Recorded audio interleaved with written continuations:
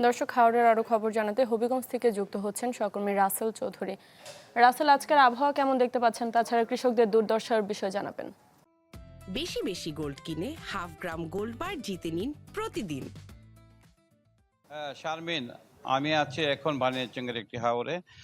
সকাল থেকে এখানে রুদ্রোজ্জ্বল আবহাওয়া এবং এর ফলে কৃষকরা ভোর থেকেই ধান নিয়ে আসার নৌকা যুগে হাওরে যাচ্ছেন এবং ধান কেটে নিয়ে আসছেন এবং তাদের পরিবার পরিজনরা এই ধান শুকাচ্ছেন।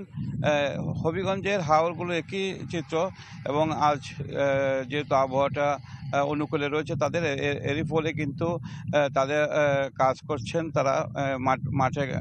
এবং হাওরে হবিগঞ্জের কৃষি বিভাগ যেটি জানিয়েছে, হবিগঞ্জের 3টি উপজেলায়, বিশেষ করে আজমেরীগঞ্জ, বানিয়াচং এবং লাখাই উপজেলায় বুরু ধান আবাদ করা হয়েছে প্রায় 46,000 হেক্টর জমিতে, এবং এর মধ্যে 11,000 হেক্টর জমির ধান কিন্তু পানি তলিয়ে গেছে এবং প্রায় 19,000 কৃষক কিন্তু সরাসরি ক্ষতিগ্রস্ত হয়েছেন।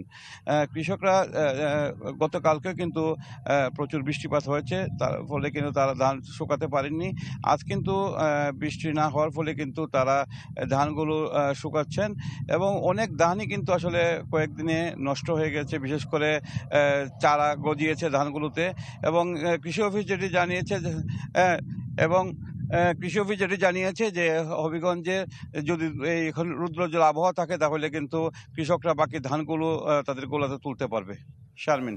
রাসেল, ধন্যবাদ আপনাকে। দর্শক, হবিগঞ্জ থেকে যুক্ত হয়েছিলেন আমাদের সহকর্মী।